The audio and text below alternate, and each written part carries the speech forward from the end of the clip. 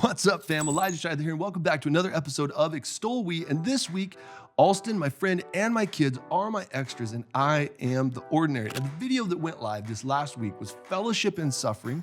It was connected to then a video that was 3.5 years ago in the past called Walking in Perseverance. So the beautiful thing about my friend Alston and I is that 3.5 years ago, we were pressing into some difficult circumstances, encouraging one another, building each other up in the Lord.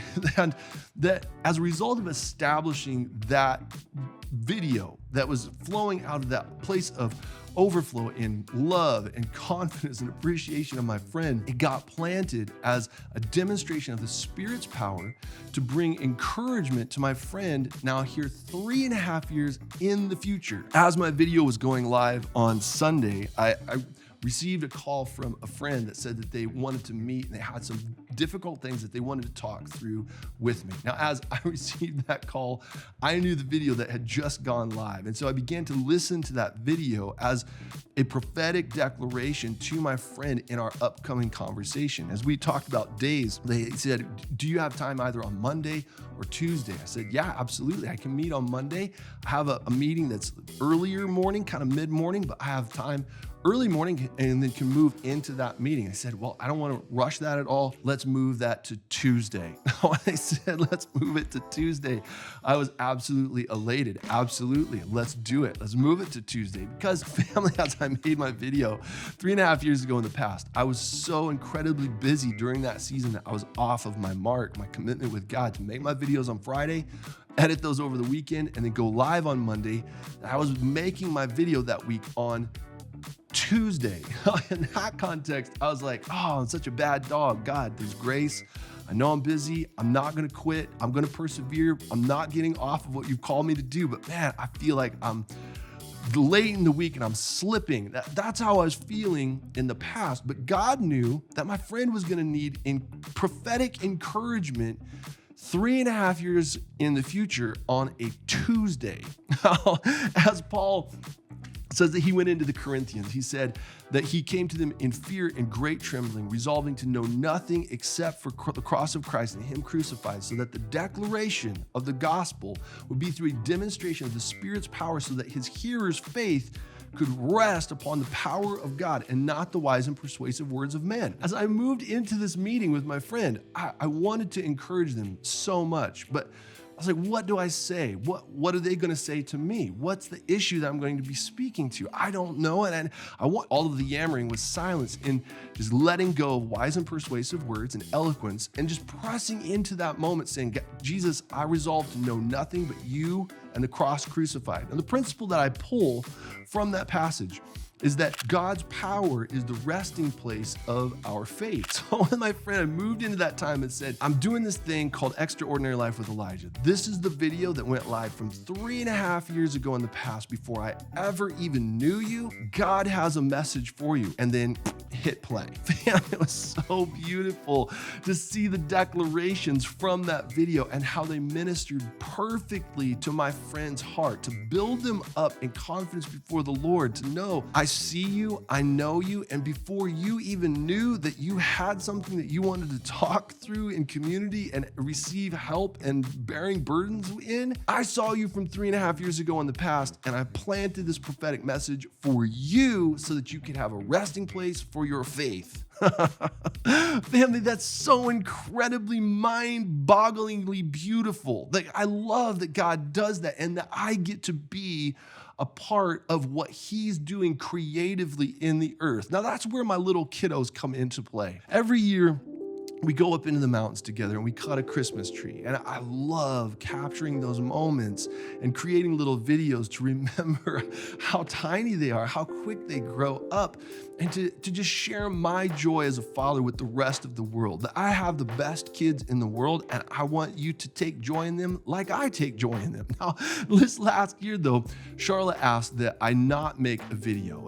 Jamin was still super little. She was carrying him on her front and she needed me to be dad with our 3 kids, not videographer. And so we just opted to do pictures and I had to let go. I really wanted to do it, but I had to let go because I got to and I needed to serve my family. Now I pressed into that, but then this year I had this idea that I would invite the kiddos into the creative expression of capturing the beauty of us being a family together. I have an Insta360 camera. It was so incredibly fun to stick it in their hands and say, kids, you're gonna be helping me make the video this year. Now we had to have some education.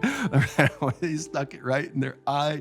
They're like looking straight into the camera. So I'm like, no, guys, you gotta hold it out in front of you. Just hold it out in front of you. Focus on the screen. Keep us in that. And you guys are gonna do great. And they kept asking me, am I doing a good job, Dad? Like, am I doing it? Am I doing it right? I just got to encourage them and just say, guys, you're doing an amazing job. Just move around a little bit. Just whatever you want to do. Just you be creative, you be you, and it's just going to be awesome. It's capturing 360 degrees in every direction. And as they just moved around, created movement, then I got to then jump in the edit chair, grab the angles that looked best, and stitch that all together as a remembrance of our family and friends. Out of that, it was such then a whimsical, fun time that they got to be a part of the process rather than being apart from it. I got to be a part of the day. Likewise, instead of apart from it, being the videographer, I just got to be a part of the whole process, be dad in the mix, just having fun and empowering them. Now, as you are a parent or a leader and you're trying to grow up those who are under your authority, you're trying to mature them up into the expression of maturity, completeness, and wholeness. You know that sometimes it can be so incredibly frustrating, that the suffering involved of pressing in every day, often feeling like you don't have what it takes to be able to mold people and to shape their lives, but that you just stay in, you stay in, you stay in. Eventually that you begin to see growing maturity. And James says that we should consider trials as pure joy because the testing of our faith develops perseverance, and that perseverance must have its full and complete work in us so we may be mature and complete, not lacking anything. Jump forward to the verse 12 of that chapter, and it says, blessed is the one who perseveres under trial, for when they have stood the test, they receive the crown of life that God has promised to those who love him. Now, the extraction that I have from this is that as we persevere, we move forward with vision, the maturity, completeness, and wholeness comes to our lives so that we're qualified to be able to bear up under the weight of the crown of ruling and co-ruling with Christ in life, with ourselves and with those who are under us. In Romans, then, it says that suffering produces perseverance, perseverance, character, and character, hope. Friends, there's so many people who fault themselves off of the pathway forward into hope because of the temptation of Satan to avoid suffering. Trials are trails to summits of success. And so many people, when they get to the trailhead on their way up this mountain of the Lord to meet with him through all the adversity of all of the powers of hell, to break into this place of presence with the Father, has laid out provision for you to fellowship and to commune with him in his presence. You get to that trailhead and you're like, whew, now this is going to be one heck of a trail of a trial. And that there's all of this suffering that's right there at the gateway of entering onto this trail of a trial. Try to say that 10 times fast. And that Satan is there with this little side stand that says, you know what? You don't have to actually engage this suffering. The pleasure and the joy that you hope to break into at the end of this pathway, if you just reduce your character just a touch, give up on perseverance, pressing into adversity, sustained adversity with vision for something for your future. If you just reduce that a little bit, you bite on what I've got, I'm giving it away for free. You can have pleasure right now. Family, it says that the pleasure of sin is for a short season, but that the bill at the end of biting on that, the bill is death. Now, the other side of it, though, is that in God's presence is the fullness of joy, pleasures, plural, everlasting, and it's ours as a free inheritance. There's no bill to pay at the end of the night. Family, the beauty then of seeing what my friend Alston and I pressed into 3.5 years in the past, that we were both in this place where we were engaging some difficult things, that we came to one another and said, man, I'm having a hard time. Me too. We bore up one another's burdens in love and fulfilled the law of Christ, that we built ourselves up in the Lord, moved forward and planted a testimony 3.5 years ago in the past. And then a faithful testimony about Christ as the very spirit of prophecy, and that that then our testimony became revelation for my friends to help them persevere, to press forward in the suffering and the difficulty of the things that they're facing now. Family, oh, it's so incredibly beautiful for me to see how the Father has handed me a camera. Open it. Open it. I'm coming for you. The Father has just said, hey, bud, don't get too myopic with it. I want you to hold this camera and the posting of the videos out in front of you, 3.5 years out in front of you. Walk through life, experience life with me. Let's go on adventures together. I'm a part of it with you. You're a part of it with me.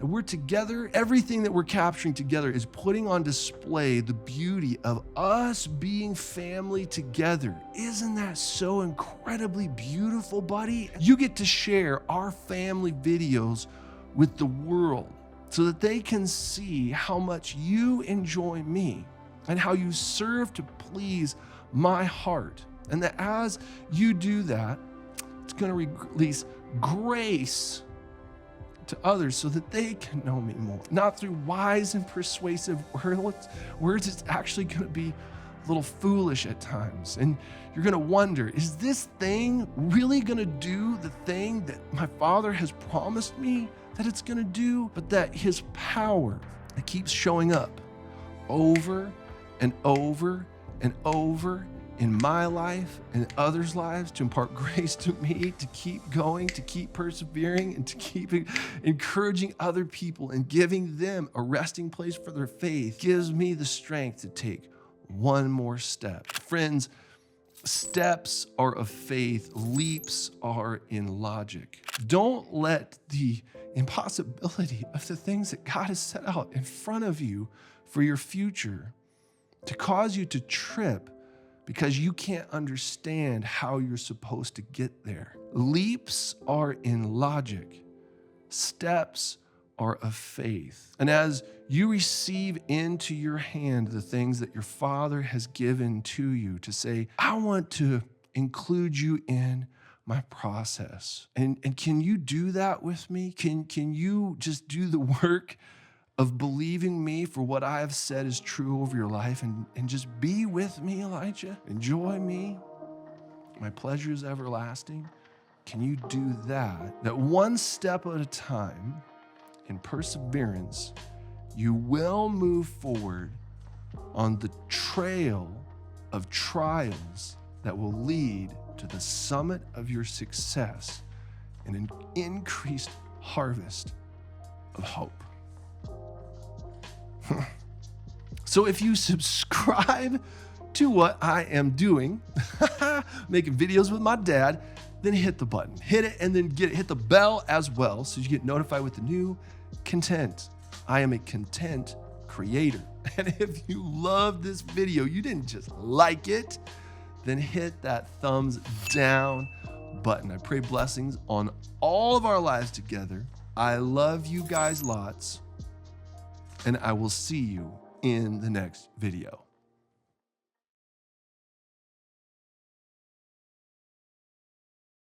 Family, I had to share my joy with you. I lost my hat for 2 years and 1 month. Not that anybody was counting, but I found it this last week. I have accused my wife of throwing it away. She's not always been the biggest fan of it. And I just found out that I'm actually really forgetful and just had misplaced it. So I celebrate with you. I found my hat, brings my heart great joy, and I apologize on a public stage. Charla, I'm sorry. You did not throw away my hat. I'm just forgetful.